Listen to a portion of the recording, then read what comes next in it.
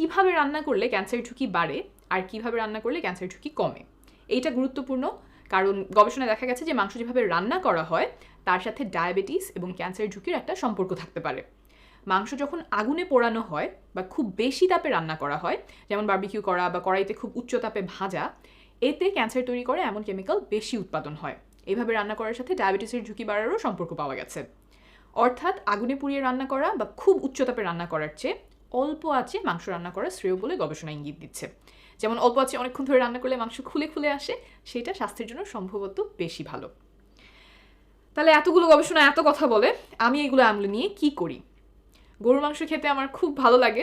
গবেষণায় যতটুকু প্রমাণ পাওয়া গেছে সেগুলো বিবেচনা করে আমি গরুর মাংস খাওয়া বাদ দেইনি, তবে পরিমাণটা কম খাই।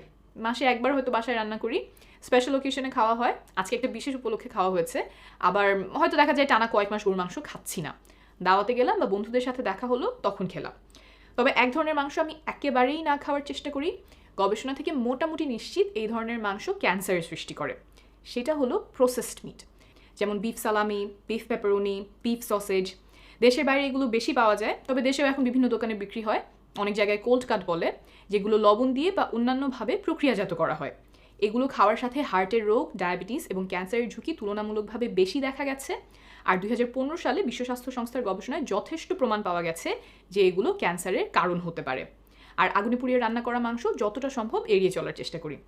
সংক্ষেপে, বাসায় রান্না করা গরুর মাংস উপভোগ করে খাই, স্পেশাল ওকেশনে পরিমাণটা খেয়াল রাখি, প্রক্রিয়াজাত মাংস একেবারেই না খাওয়ার চেষ্টা করি, আর আগুনে পোড়ানো মাংস এড়িয়ে চলার চেষ্টা করি।